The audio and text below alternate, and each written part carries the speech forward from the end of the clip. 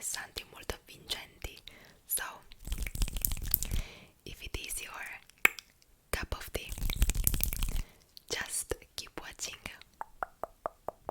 Primo racconto di oggi è il mito di Anfinomo e Anapia. Questo mito è l'esempio prediletto della pietas, ma ci arriveremo dopo il racconto questo aspetto. La leggenda narra di due fratelli catanesi, Anapia e Anfinomo, che lavoravano in campi alle pendici dell'Etna. Loro vivevano ancora con i loro genitori, che erano molto anziani oppure paralitici secondo un'altra versione del mito. Un giorno una violenta eruzione vulcanica li sorprese proprio mentre stavano lavorando la terra.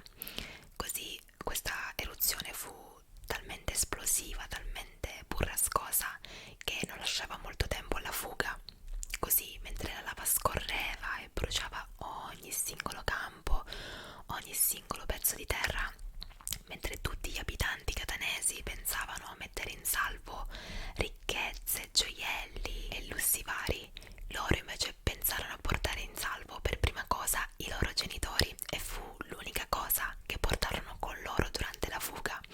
Così i due fratelli catanesi decisero di caricare sulle loro spalle il peso della propria famiglia. Questo ovviamente andò a incidere sulla velocità della fuga. La lava scorreva e iniziò a raggiungere velocemente i fratelli, quando a un certo punto, miracolosamente, il magma si separò in due rami diversi che circondavano i piedi di Anapia e di Anfinomo, per poi ricongiungersi proprio di fronte a loro. Gli dei furono mossi dalla pietà di questi due giovani, che non pensarono ai propri averi, ai beni materiali, ma pensarono a salvare la cosa più preziosa che avevano, ovvero i propri genitori. Questa mossa eroica ispirò Virgilio per creare appunto il suo personaggio principale, ovvero Enea, che fuggendo da Troia, che prese fuoco, salvò il padre caricandolo sulle spalle, quindi divenne poi simbolo della pietas filiale. I campi che attornano infatti quest'area dell'Etna vengono chiamati Campi Pii, in memoria di questo mito e dei fratelli Pii da Pietas, appunto. Quindi è, diciamo, ancora un vanto per Catania ricordare questa gesta eroica di questi due fratelli catanesi. Secondo mito, la spada di Damocle. Siamo nel 430-367 a.C. nella Sicilia orientale, precisamente a Siracusa. A regnare c'è il re Dioniso I, che era molto noto per gli sfarzi e lussi del suo palazzo. Teneva sempre grandi feste e i suoi banchetti erano molto ricchi. Damocle, che era un uomo alla sua corte, era solito adulare il sovrano, quindi fare dei complimenti insistenti e di continuo sul fatto che lui avesse tante ricchezze, avesse tutto quello che un uomo avrebbe potuto desiderare. Ma il re Dioniso non era sempre felice sul trono, anzi molto spesso veniva visto imbronciato anche durante le feste nel suo palazzo. Così, all'ennesima lamentela di Damocle, in cui spingeva il sovrano a sorridere, a godere di quei piaceri, a domandarsi come mai sei sempre triste, sei sempre imbronciato, se hai tutto l'oro del mondo, Dioniso, stanco di queste adulazioni, decise di proporre un patto all'uomo. Gli propose infatti di diventare sovrano per un giorno solo. Così re Dioniso fece in modo che lui avesse un letto d'oro, il trono d'oro, grandi tavolate ricche di cibo, di bevande, ballerine esotiche, metalli preziosi, i tessuti più pregiati di Siracusa. E inizialmente Damocle era veramente euforico all'idea di vivere questi grandi piaceri, quando improvvisamente notò che sopra la sua testa uno scintillio attirò la sua attenzione. Infatti re Dioniso mise una spada affilata e lucidissima sopra la testa di Damocle. Era appesa da un singolo crine di cavallo e oscillava ogni qualvolta che il vento soffiava sopra, diciamo, la testa di Damocle. Così improvvisamente, dal momento in cui godeva di ogni felicità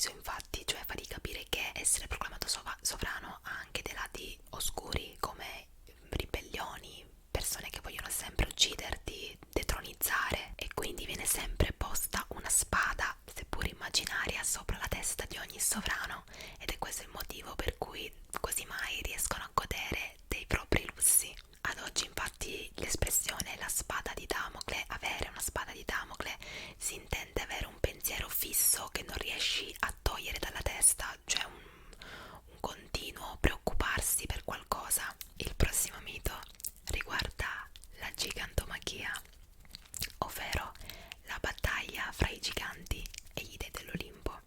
Se avete visto i miei video precedenti sapete sicuramente che ho menzionato la titanomachia, che a differenza della gigantomachia riguarda un altro evento. La differenza infatti fra titani e giganti all'interno della mitologia greca è che i titani erano figli di Urano e Gaia, quindi il cielo e la terra per la mitologia greca, mentre i giganti, che sono i protagonisti del nostro mito, nascono dal sangue di Urano dopo che Crono, figlio di Urano, decapitò con la falce che abbiamo visto che è stata utilizzata da Zeus nel mito contro Difeo.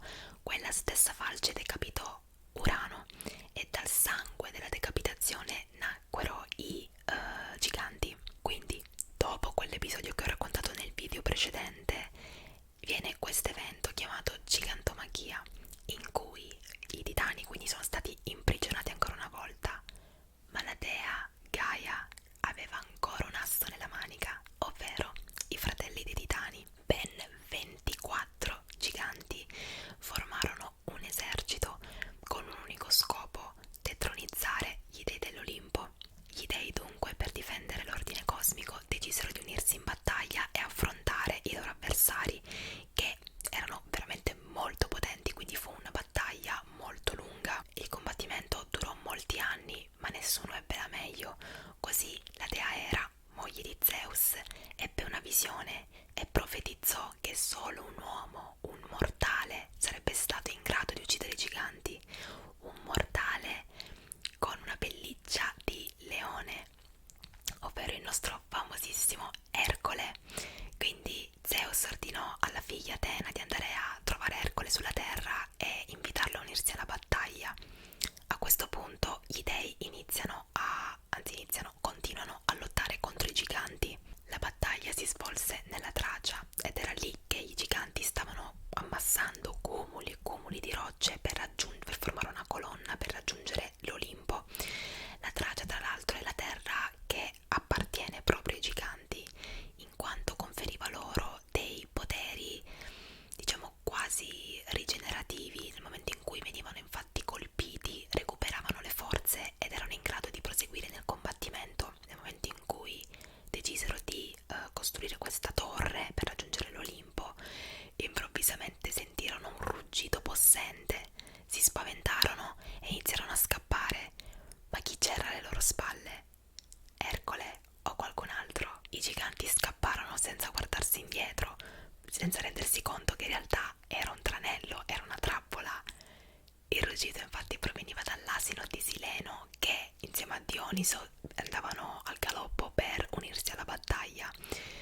Quindi i giganti, poi rendendosi conto che erano stati presi in giro, decisero di tornare indietro e continuare la costruzione della torre. Quindi Dionisio a colpi di Tirso iniziò a colpire i giganti. Ercole scagliò una freccia, un gigante cadde, ma trovandosi in Tracia recuperò le forze e si alzò immediatamente. Quindi Ercole capì che dovevano assolutamente allontanare l'esercito da quel punto. Caricò un gigante sulle sue spalle e lo lanciò lontano, dove lo poté colpire e sconfiggere definitivamente. La dea Hera nel frattempo fu attaccata alle spalle da un gigante enorme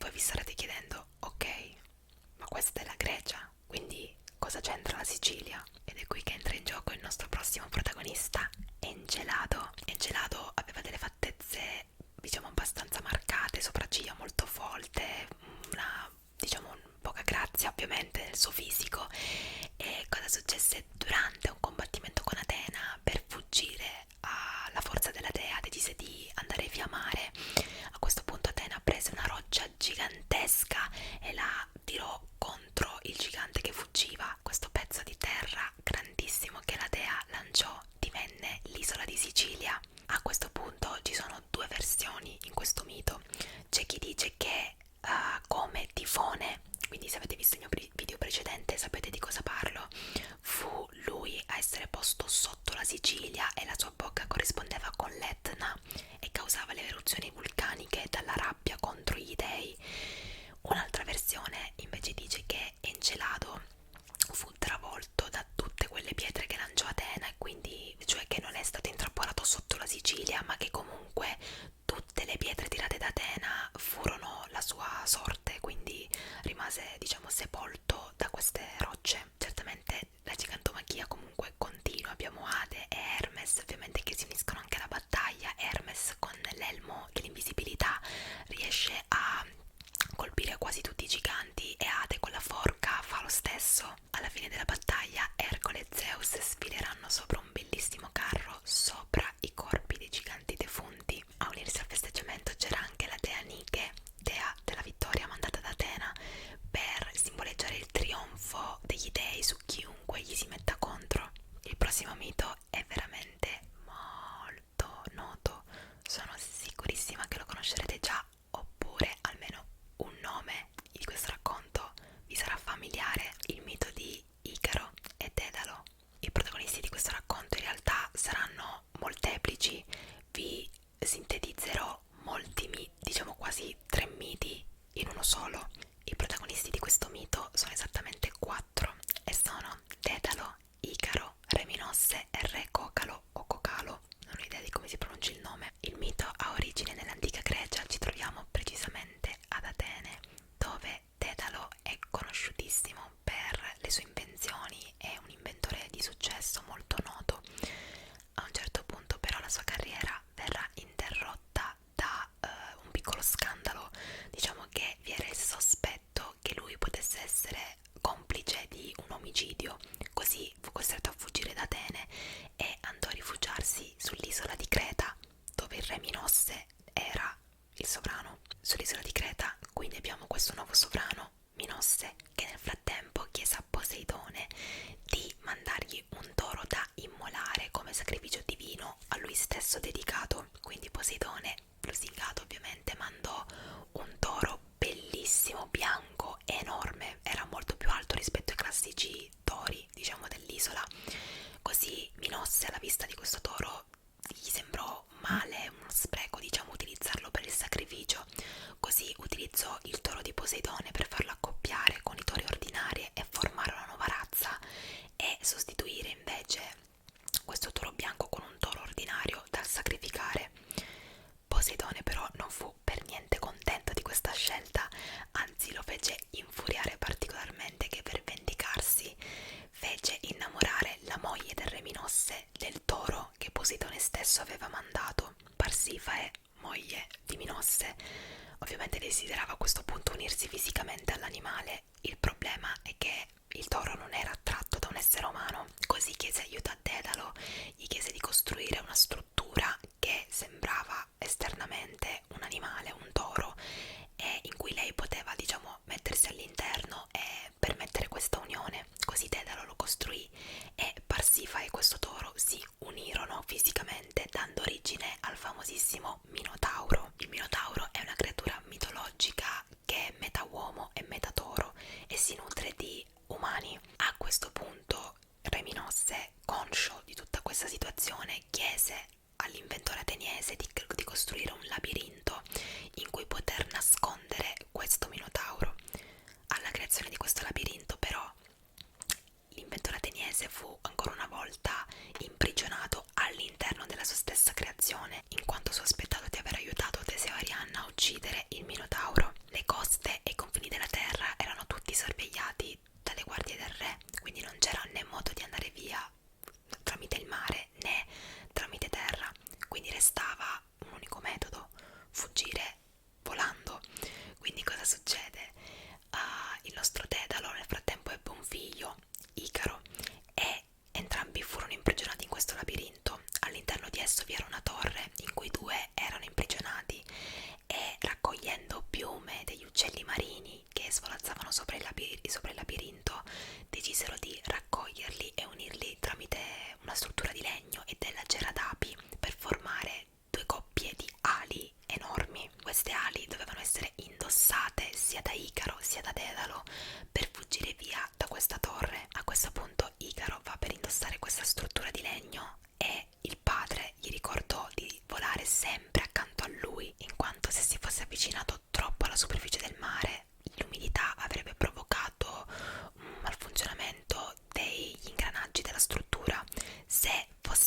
fosse avvicinato troppo al calore del sole, il calore avrebbe sciolto la cera d'api che teneva unite le piume e quindi anche in quel caso sarebbe stato un disastro. I due presero il volo e inizialmente tutto andò bene, dominarono venti, si allontanarono dall'isola di Creta.